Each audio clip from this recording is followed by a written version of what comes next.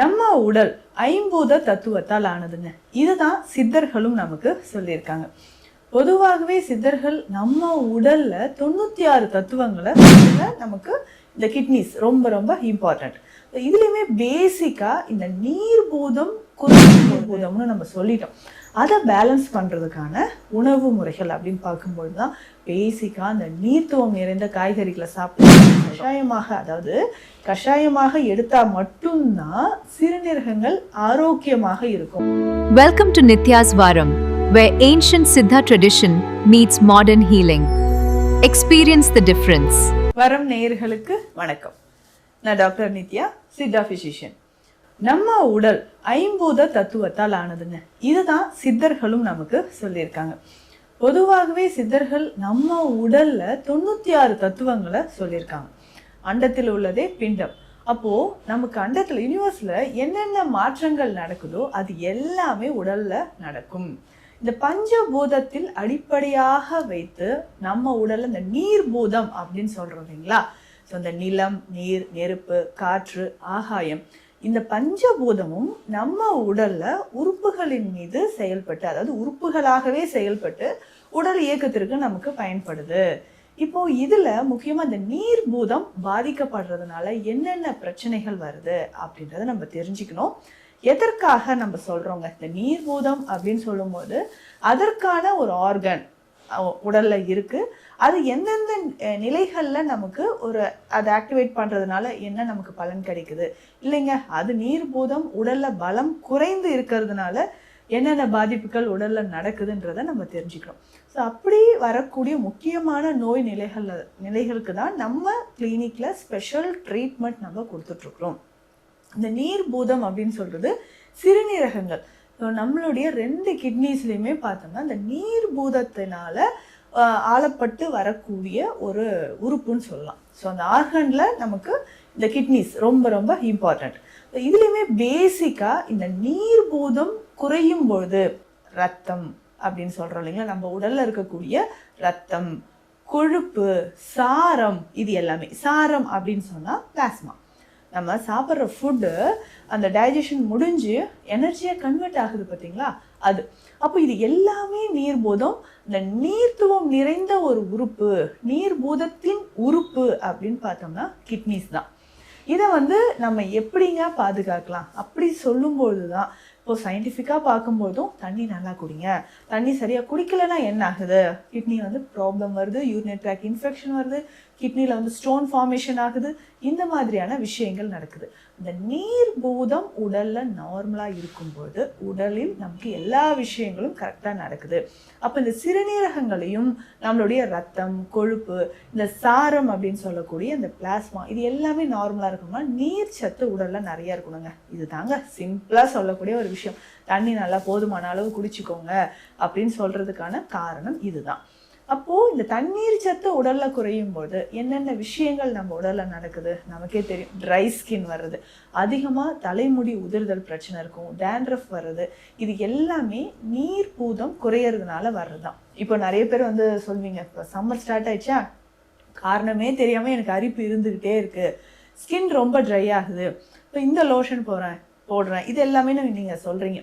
So அதற்கு எல்லாமே நம்ம ஒரு மாற்று முறைனா இன்டர்னலாக உள்ளுக்கு நீங்கள் எடுக்கக்கூடிய நீர்த்துவம் வாய்ந்த பொருட்கள் ரொம்ப முக்கியம். ஸோ இதுக்கு தான் இந்த சம்மர் டைமில் நம்ம சொல்கிறது, இந்த நீர் பூதத்தை நம்ம உடலில் பேலன்ஸ் பண்ணுறதுக்கு வெள்ளரிக்காய் சாப்பிடுங்க, முலாம்பழம் சாப்பிடுங்க, தர்பூசணி, அதாவது இயற்கையே நமக்கு கொடுக்குது பாருங்க. சம்மர் டைமில் நீர்த்துவம் நிறைந்த இந்த பழ வகைகளோ வெஜிடபிள்ஸோ நம்ம எடுத்துக்கலாம். அதே மாதிரி இந்த கிட்னியை, நம்மளுடைய சிறுநீரகங்கள் நீர்பூதம்னு நம்ம சொல்லிட்டோம், அதை பேலன்ஸ் பண்ணுறதுக்கான உணவு முறைகள் அப்படின்னு பார்க்கும்போது தான் பேசிக்காக அந்த நீர்த்துவம் நிறைந்த காய்கறிகளை சாப்பிடுங்க நம்ம சொல்கிறோம். ஸோ சுரைக்காயாக இருக்கட்டும், இதனோட சேர்ந்து வெள்ளரிக்காய் நம்ம சாப்பிட்றோம், சௌச்சௌ, நூக்கல், இந்த மாதிரியான விஷயங்கள் எல்லாமே நம்ம சாப்பிட்டுட்டு வரோம் இல்லைங்களா.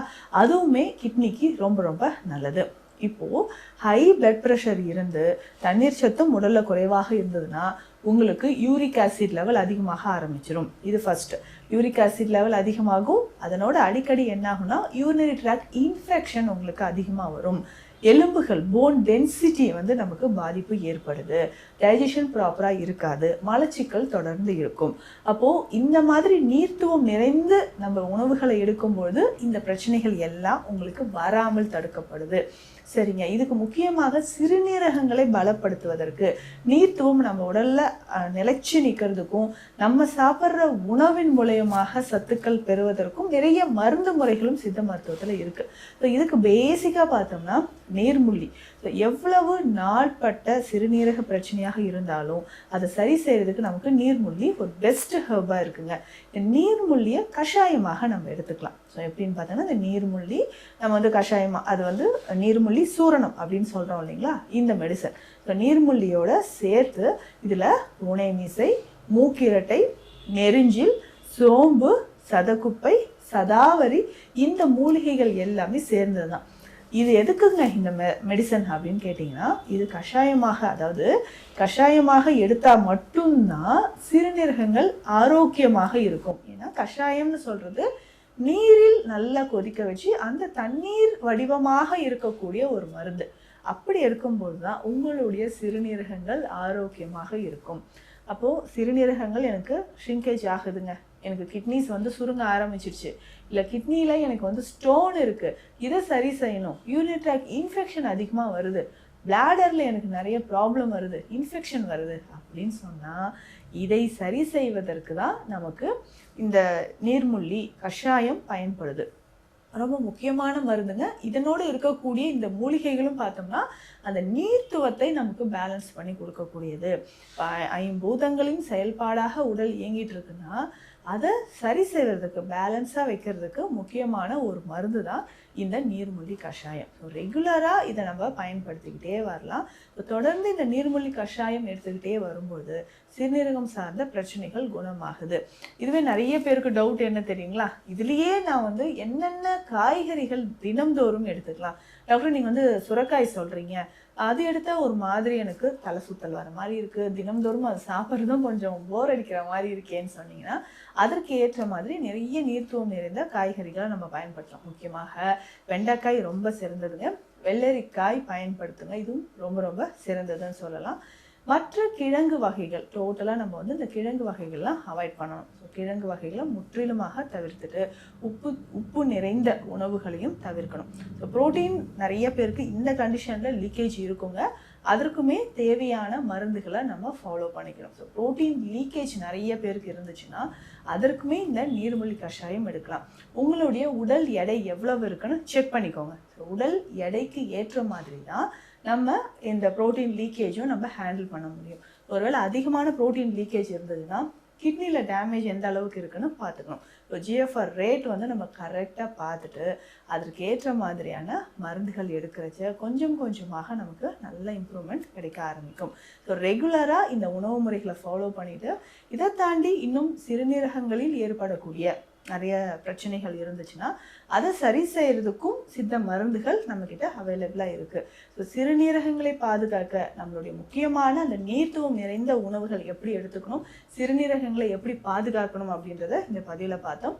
இது தொடர்பான மருத்துவ ஆலோசனைகளுக்கு ஸ்க்ரீனில் இருக்கிற நம்பருக்கு கான்டாக்ட் பண்ணுங்கள். நன்றி. Welcome to Nitya's Varam, where ancient Siddha tradition meets modern healing. Experience the difference.